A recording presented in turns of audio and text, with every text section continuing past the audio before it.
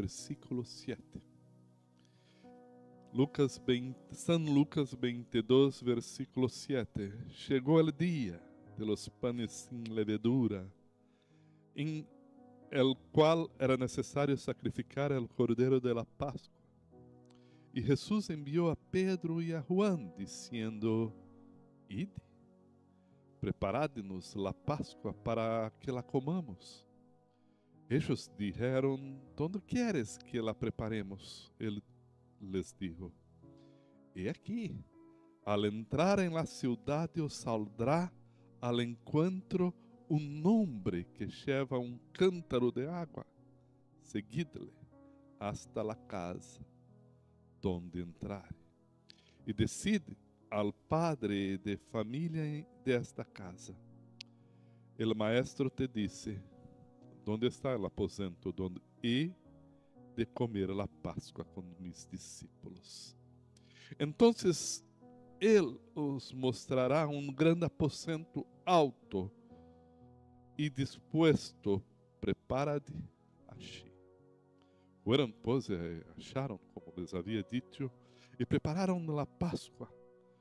Quando era la hora, se sentou a la mesa e com ele os apóstolos. Ele les dijo: Quanto he deseado comer com vosotros esta Páscoa antes que padezca.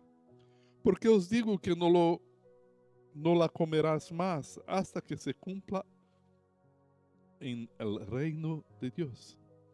E habiendo tomado la copa, dio gracias a Dios e dijo: Tomad esto y repartidlo entre vosotros. Porque eu digo que não beberei mais del fruto de la vid hasta que el reino de Dios venga. E tomou el pan e deu gracias, e lo partió e les dio, diciendo: Esto es mi cuerpo, que para vosotros es dado, haced esto en memoria de mí. De igual maneira, depois de que hubo cenado, tomou a copa, dizendo: Esta copa es el nuevo pacto en mi sangre, para que vosotros se derrama. Mas é aqui a mano del que me entrega, está comigo en la mesa. A la verdade, el Hijo del Hombre va, según lo que está determinado, pero ay de aquel hombre por quien es entregado. Entonces ellos comenzaron a discutir entre sí quién de ellos sería él que había de hacer esto. Señor, leemos tu palabra, la palabra del Señor para nosotros. Enseña nuestro corazón para que vivamos más cerca de quién es Cristo para la alabanza de tu nombre. Amén. Hermano, tome tu asiento, por favor.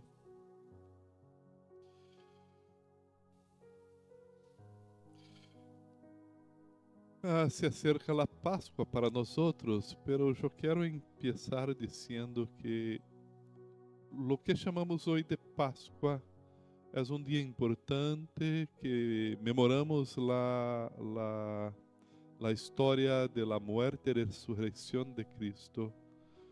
Pero quando hubo la primeira Páscoa, la Páscoa de Moisés, fuera una acción de Dios en la historia humana como juicio al Egipto, como bendición al pueblo judío, no porque fueron santos y hermosos, no es esto, pero por la gracia y misericordia de Dios para con ellos, ¿sí? Y también una profecía, una proclamación para o tempo de Jesucristo que veniria, el Cordeiro de Deus que saca el pecado del mundo. ¿Sí? Há três coisas que eu quero conversar com vocês em este texto de Lucas 22. E eu quero conversar a respeito da primeira Páscoa, respeito também do significado que Jesus dio a la Páscoa e na cena. Jesús le dio a la Pascua en la cena. Y respecto también de dos circunstâncias, dos momentos ou elementos históricos de la Pascua de Jesús, que normalmente não nos chega a la atenção. ¿Sí? Respecto de la primer Pascua, mira que el verso 1, 22:1, estava cerca de la festa de los panes sin levadura. El verso 22:7, chegou el dia de los panes sin levadura. Há momento histórico em la vida de Jesus, em el contexto histórico do Antigo Testamento, que construye todo em el desarrollar de uma sociedade de aquele tempo, a ideia de la Páscoa. E esta ideia de la Páscoa nos señalam início de uma história de redenção de Deus a todos os pueblos de la tierra. Chegou o dia que devia sacrificar-se al Cordeiro de Deus, enviado por Deus, em el pueblo judío, em la história del pueblo judío. El momento, pero em la história humana, em aquele dia estava também presente el Cordeiro Jesucristo, que se entregaria por los pecadores. Deus havia instituído a Páscoa como um memorial poderoso. El Cordeiro sem defecto devia ser sacrificado e su sangre aplicado en los dinteles de las puertas para que el juicio de Dios pasara de largo sobre los hogares de los israelitas. En aquel tiempo, en lo mundo Egipto antiguo, Deus havia dito a Moisés: cada família de Israel tem que sacrificar cordeiro e com el sangre passar em los dinteles de la puerta. Porque em um certo momento, quando o ángel del Senhor passar, porque tem el sangre, vai se passar a largo e se preservará a vida de los primogênitos. Pero mira, hermanos, por favor, passar, ¿sí? Passar é a palavra del idioma hebraico que significa para nós hoje Páscoa, el Pachá, la Páscoa del Senhor, ¿sí? Páscoa é a gracia misericordiosa de Deus, que mira a usted e a mim, e aunque sejamos nós outros, o Senhor nos regala graça e misericórdia. E isto começou em la história de los israelitas, no tempo del Egipto, que por misericórdia de Deus, o Senhor passou delante de ellos, pero las celebrações se quedaram, e se quedou em uma sola grande festividade. Qual festividade?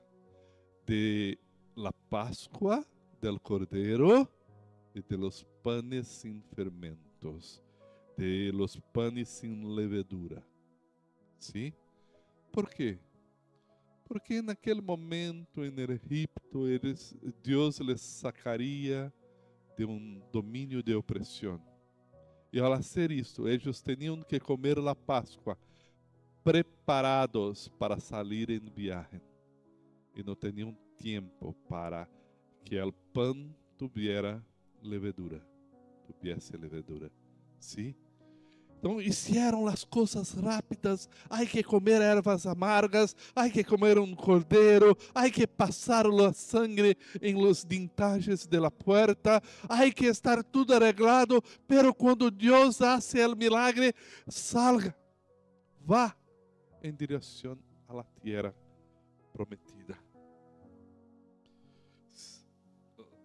Pero el cordeiro apontava para Cristo. O cordeiro señalava o que Cristo está haciendo na história para nós. E Cristo veio a ser em nossa história nossa Páscoa. Nós não celebramos a Páscoa de los judíos, porque em Cristo se cumpriu a promessa de Deus do Cordeiro que nos permite viver delante de la gracia del Senhor. Cristo é o Cordeiro eterno que nos saca del império de las tinieblas, gracias. El Cordeiro de Deus que nos saca del império de las tinieblas, que nos reconcilia com el Padre e nos regala la vida eterna. Uma promessa de uma terra prometida a mim e a você. Por isso, como o pueblo de Israel, em el desierto vivimos em uma história de peregrinação, hasta que Cristo volva. Te acuerdas de Moisés? Foi Moisés o libertador de Deus, que Deus utilizou para sacar o pueblo del Egipto. Moisés foi o profeta que escreveu a história que conhecemos hoje de la primeira Páscoa. Ora, mira, por que Moisés não chegou hasta la tierra prometida? Porque o homem mais paciente de la história, mais manso de la tierra, perdeu la paciência com el próximo. Não pode adentrar a la tierra prometida, porque desobedeceu a Deus. Pero agora mira uma situação, ¿sí? Em la promessa de Deus a la primeira Páscoa, que señala hasta Cristo, Moisés como libertador nos chegou a la tierra prometida por ser um homem facho. Você é perfeito? Eu não sou. E todos nós outros necessitamos da graça e misericórdia de Deus. Pero Moisés não adentrou a la tierra prometida? Lo que pensa? Ele não entrou a la tierra prometida? Sim, entrou. Porque normalmente temos a perspectiva terrena.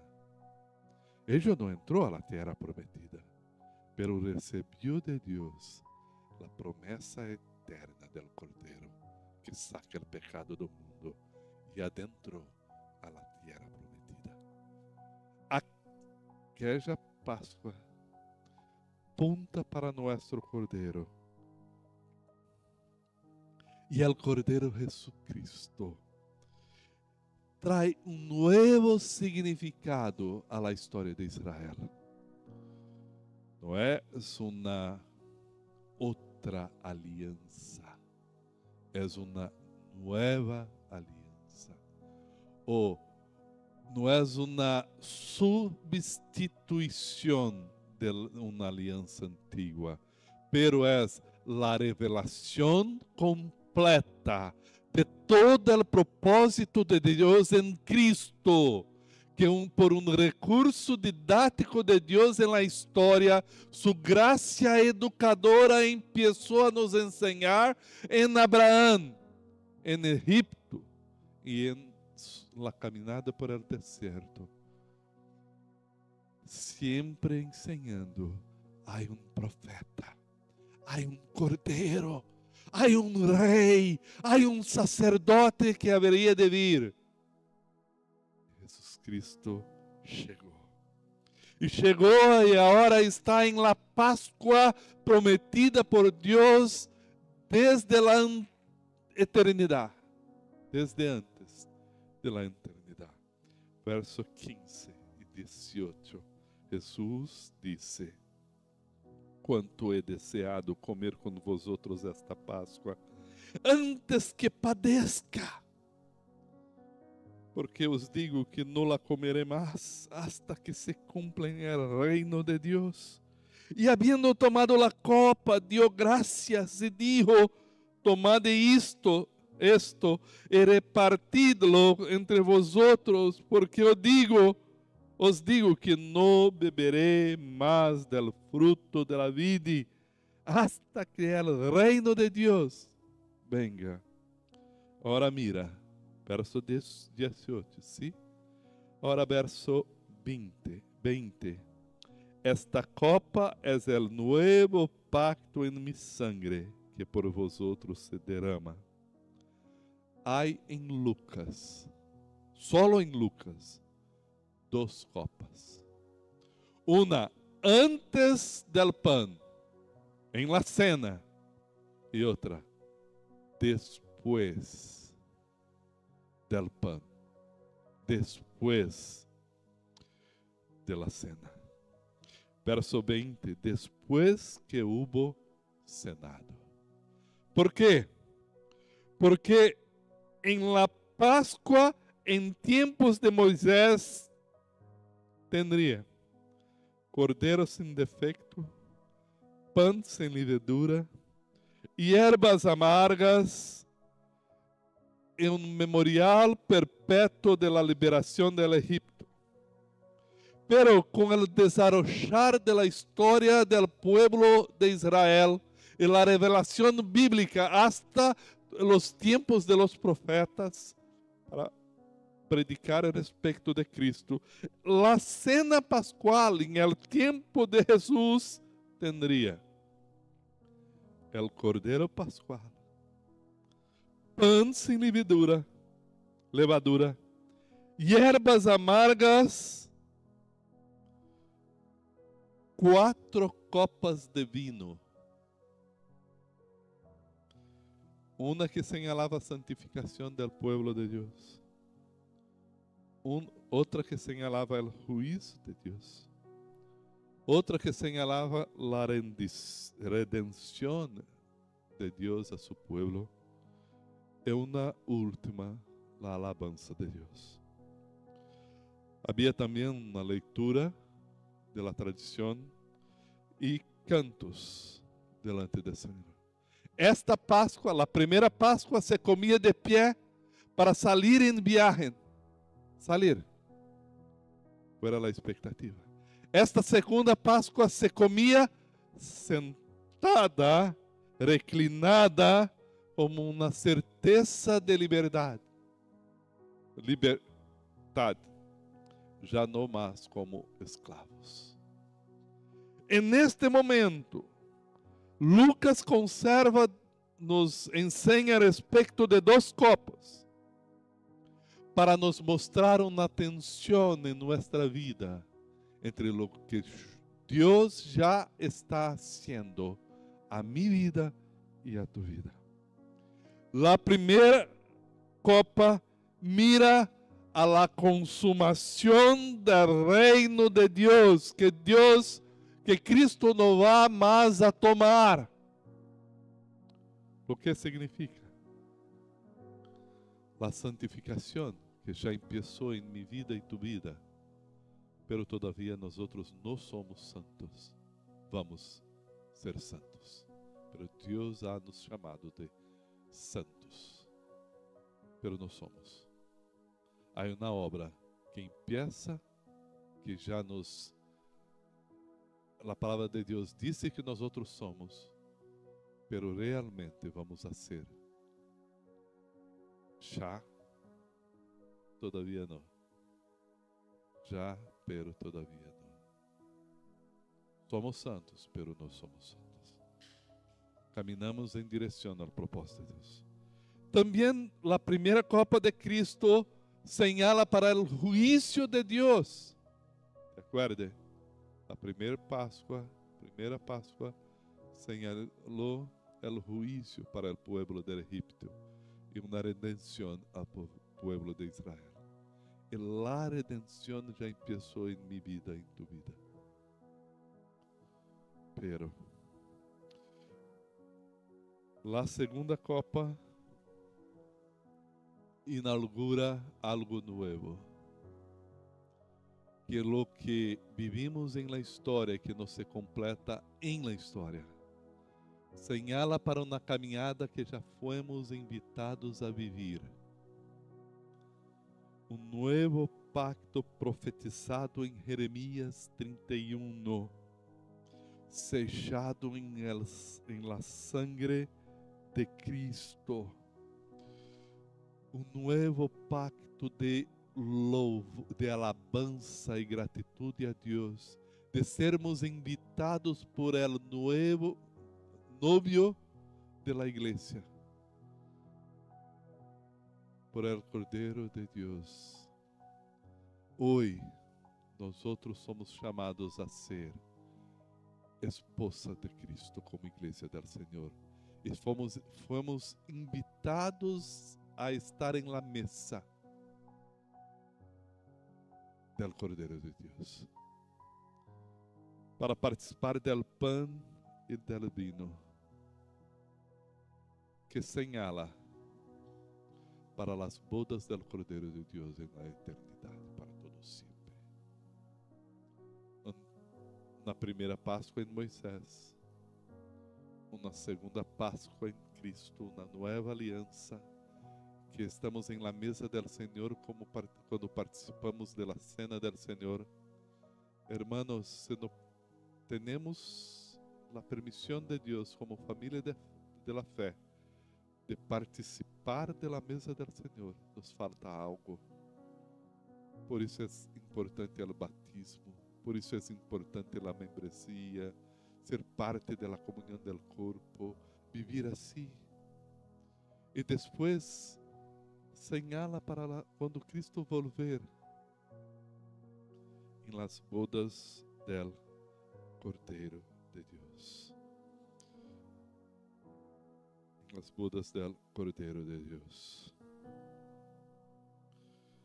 Jesus escorre deliberadamente a terceira copa, a copa del profeta Jeremias em sua profecia de la nueva aliança, em um momento de la história para revelar que sua muerte é a rendição definitiva e que o novo pacto começa realmente em seu sacrifício eterno.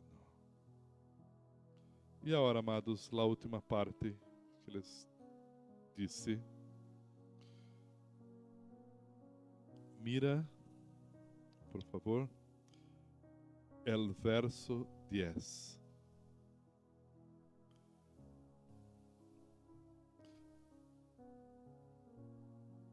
E aqui, ao entrar em la cidade, os saldrá al encontro um nome. Repita em silêncio em tu mente. Um nome. Qual o nome deste homem? Anônimo. Jesus está chegando a um momento eterno, tremendo. Em la história humana há uma nação. E há uma enseñança de Cristo a Pedro e a Juan. Mira, há que entrar em uma cidade e ao entrar saldrá ao encontro um homem que leva um cântaro de água. Lo que está fazendo, lo que hace todo dia. Un hombre, seguidle hasta la casa donde entrare. Un hombre que tiene una casa, que tiene una rutina, que tiene una vida. Un hombre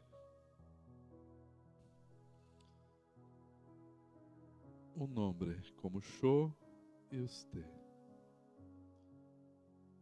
Amados, Dios no necesita de celebridades. Dios va a cumplir sus planos con nombres anónimos alrededor de la historia y de la tierra toda, del tiempo y de la geografía. Dios está mirando por usted que vive, que tiene sus cántaros de vida para llevar. Las cosas eternas vão se cumprir. Las cosas eternas vão se cumprir por pessoas comunes. Pero el propósito de Dios siempre ocurre de forma tremenda por hombres como yo, como usted, como cada um de nosotros. A largo de la Biblia toda. En el Antiguo y Nuevo Testamento tenemos los anónimos, los que construyen la plataforma de madera donde Esdras leyó la ley. La jovencita cautiva en la casa de Naamán, una escrava, uma pessoa que não tinha condição de voltar a sua casa, pero disse a seu Senhor: "Hay profeta em Israel." Los hombres que tinham a responsabilidade de cuidar de la construção del templo, artesanos, obreros, que não temos os nomes. Los cargadores, porteros e cantores de Zorobabel para o templo de Esdras. Todos anônimos. Todos eles viveram sua vocação de maneira fiel, sem buscar reconhecimento. E Deus los usou. Mira, tiene en su mente, en su visión, una imagen del momento histórico. La profecía del Antiguo Testamento está se cumpliendo. El Cordero de Dios llegó. Está resignificando la enseñanza de Moisés en su vida. Pero para esto hay un hombre lleva cántaro, padre de familia en una casa que tiene lugar, aposento, una orden de Cristo. ¿Dónde está el aposento donde he de comer la Pascua con mis discípulos? Jesus chegou, está conversando com um homem anônimo. Então, Ele os mostrará grande aposento alto já disposto. Prepara-te, achei. Me permita fazer uma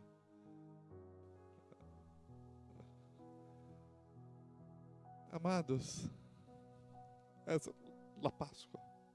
A notícia de Cristo se conhece por todos.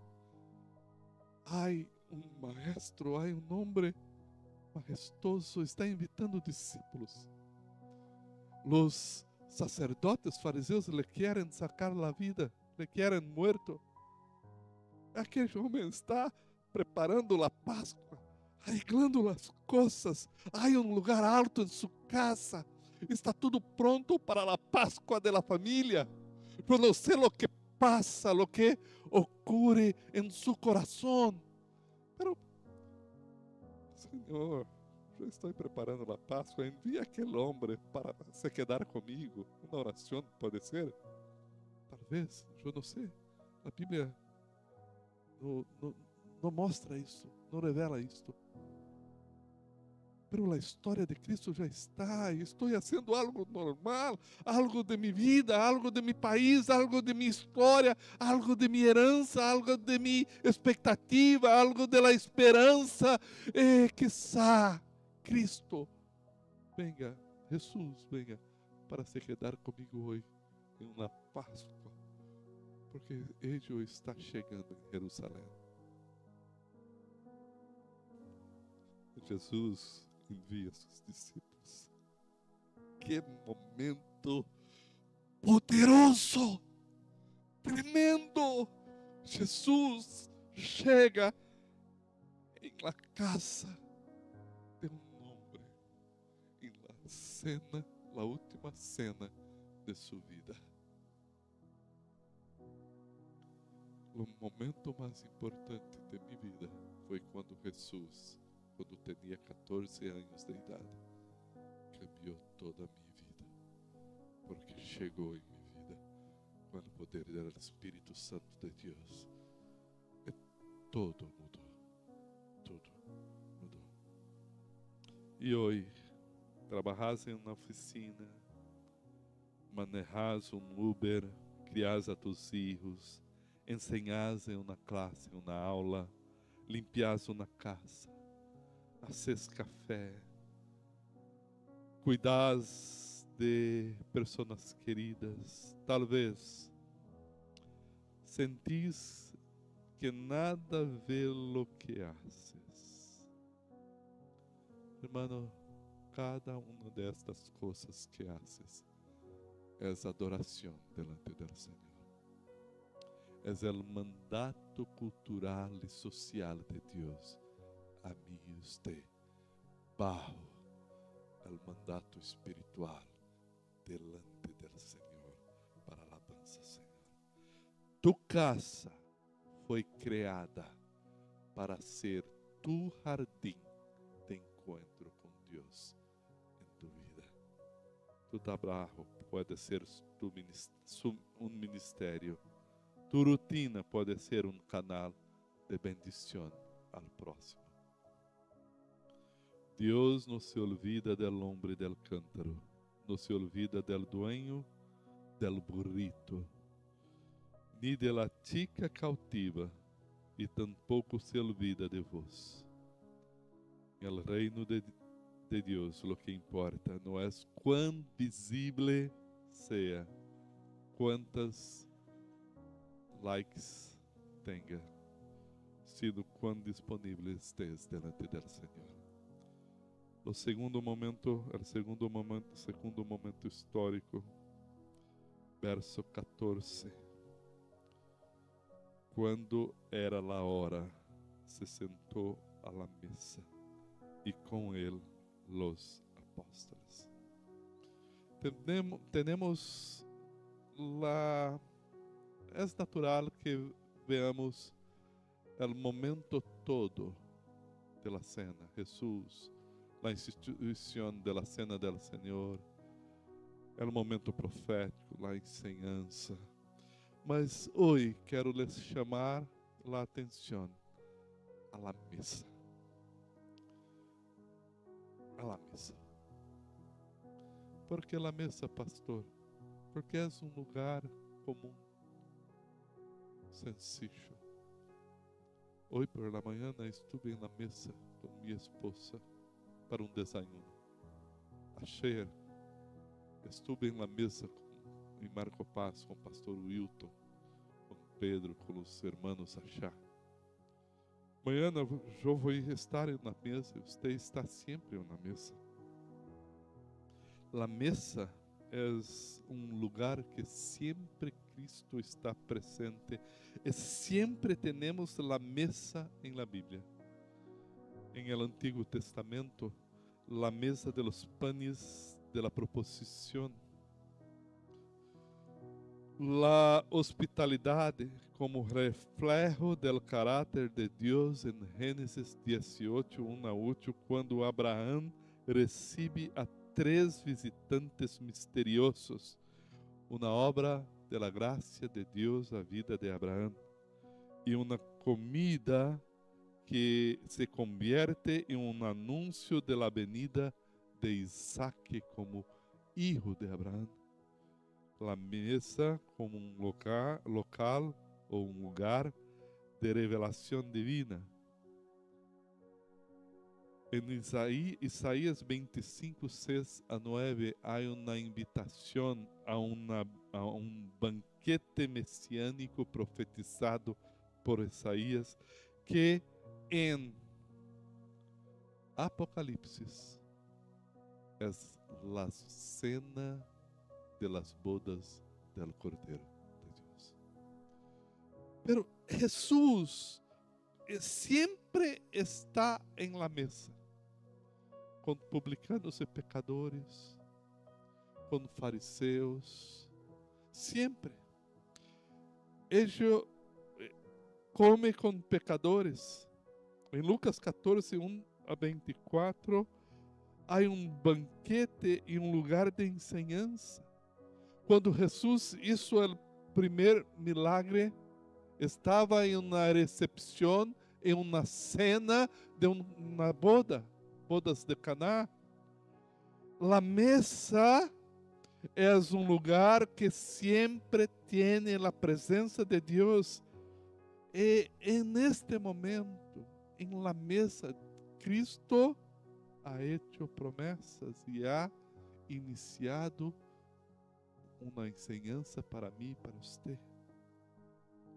Há uma expectativa escatológica de bendição em uma refeição delante do Senhor em Apocalipse, las bodas del Cordeiro. E há mais. Em el último momento de Jesus com seus discípulos, Hechos 1:8, ¿sí? Em la mesa, Jesus les enseñó: se quede em Jerusalém, hasta de la alto reciba o poder do Espírito Santo de Deus. Amados, sempre chegamos em la Bíblia por uma enseñança poderosa do Senhor, um aspecto teológico, intelectual, algo grande, e hoje estou les chamando a atenção a 2 coisas sencillas de la vida ordinária minha e tuya. Que as mesas de nossas casas sejam lugares poderosos de discipulado, evangelismo e vida cristiana. A niña está conosco em nossa casa. Ela foi invitada à comunhão da família para sentar à mesa conosco. E neste momento, em la mesa, em la vida da família, há revelações. Um momento que eu não estou com domínio próprio, quizá não chegue esse dia, assim, pero porque essa é a vida da família. Solo eu não sou perfeito. Mas, sim, um momento que não há um encontro com minha esposa em uma comunicação correta, e temos que conversar. Quando estamos e nos chegamos em la mesa, e a mesa é aberta, não temos mais como esconder a verdade. Nossos filhos se quedam em nossa mesa e conhecem nossa vida e miram a nós outros e cada dia são discipulados, evangelizados. E todas as coisas se quedam nas claras. É um espaço de comida, de providência de Deus, de gratitude. É um lugar de comunhão profunda, de enseñança, revelação. Quando vivimos juntos, não há tempo para limpar a casa. Temos tudo. E nossas mesas devem se convertir em um lugar de encontro com o Senhor e de celebração do encontro do Senhor com a família da aliança.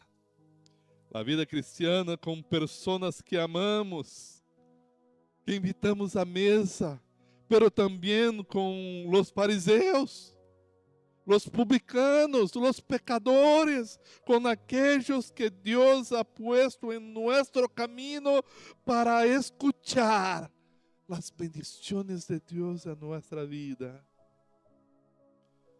Para Francis Schaeffer,